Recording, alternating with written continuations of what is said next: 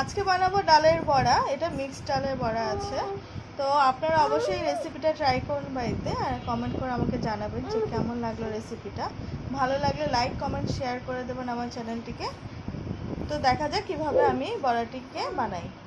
তো আজকে একটা পকোড়া বানানোর রেসিপি চিন্তা করছি। তো এখানে আমি কয়েক ধরনের ডাল নিয়ে নিয়েছি, মোটামুটি 3-4 ধরনের ডাল আছে। এটাকে আমি ভালো মতো ধুয়ে নিয়েছি আর 10-12 মিনিট আমি ভিজিয়ে রেখেছি। এটা ভালো হয় অনেকক্ষণ ভিজিয়ে রাখলে, তাহলে ডালগুলো ফুলে যায়। ফুলে গেলে এটা ভালো মতো মিক্সিতে পেস্ট করতে সুবিধা হয়।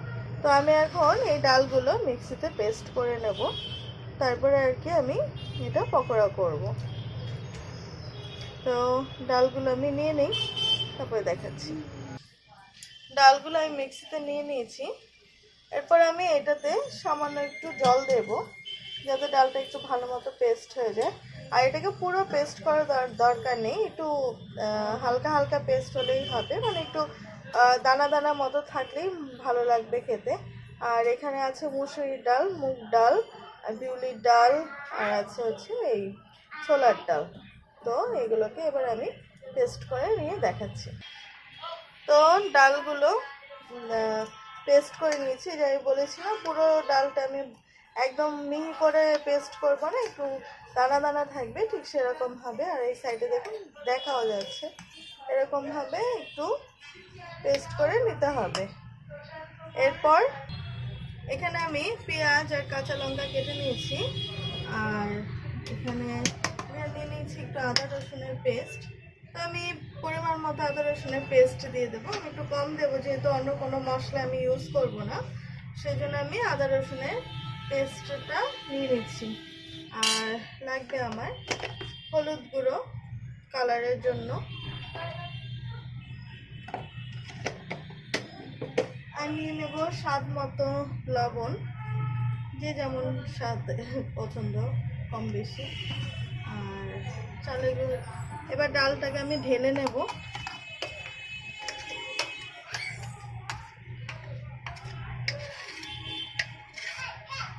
আর এর মধ্যে লাগবে হচ্ছে আমার চালের গুঁড়ো।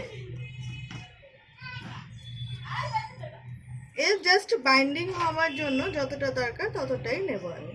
এরপর আমি দেখাচ্ছি আমার আর চালের গুঁড়ো লাগবে কিনা। বাকি যে ডালটা ছিল আমি সেটাও নিয়ে নিলাম। এরপর আমি এটাকে ভালো মতো হাত দিয়ে মাখবো। চাইলে আপনারা চালের গুঁড়োটাকেও স্কিপ করতে পারেন, কারণ ডাল অটোমেটিকলি যেহেতু মুসুরির ডাল, তারপরে ছোলার ডাল এগুলো দেওয়া আছে, তো এগুলো অটোমেটিকলি এরকম বাইন্ডিং হয়, বড়ার শেপে আসে। তো চালের গুঁড়োটা দিলে কি হয়, একটু ক্রিস্পি হয় আরও খেতে। তো সেই জন্য আমি চালের গুঁড়োটা দিয়ে নিয়েছি। এবার ভালো করে এটাকে মিশিয়ে নেব হাত দিয়ে।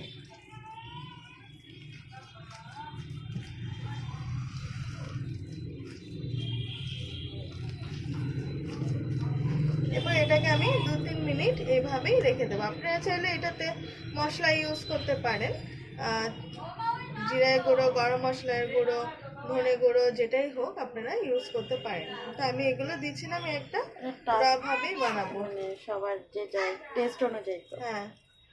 তো এরপর এটাকে 2-3 মিনিট এভাবেই থাক, ততক্ষণ আমি তেলটা গরম করে নিচ্ছি।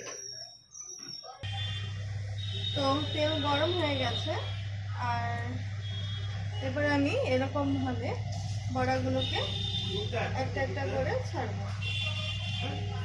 আপনারা চাইলে একটু ছোটোভাবেও ছাড়তে পারেন, আর বা বড়োভাবে, যেটা আপনাদের পছন্দ হয়। তো আমার এইভাবেই একটু সুবিধা হচ্ছে, সেজন্য আমি এইভাবেই ছাড়ছি।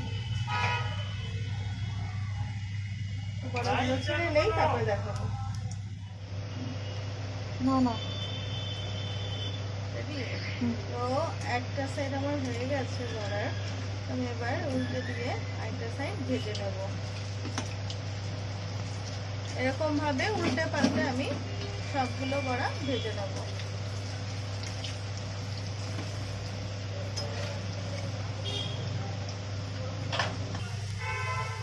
তো বড়া আমার রেডি হয়ে গেছে। এবার বড়াগুলো আমি একটু তেল থেকে ঝরিয়ে নিয়ে নামিয়ে নেব প্লেটে। আপনারা অবশ্যই বাড়িতে ট্রাই করবেন আর আমাকে কমেন্ট করে জানাবেন যে এই বড়া আপনাদের কেমন লাগলো। আপনারা চাইলে এটার মধ্যে আলু, ক্যাপসিকাম, গাজর এইসবও দিতে পারেন, কিন্তু এরকমভাবে প্লেনও অনেক ভালো লাগে। তো রেডি হয়ে গেছে আমার ডালের বড়া। আপনারা অবশ্যই ট্রাই করবেন আর আমাকে কমেন্ট করে জানাবেন যে আজকের রেসিপিটা আপনাদের কেমন লাগলো।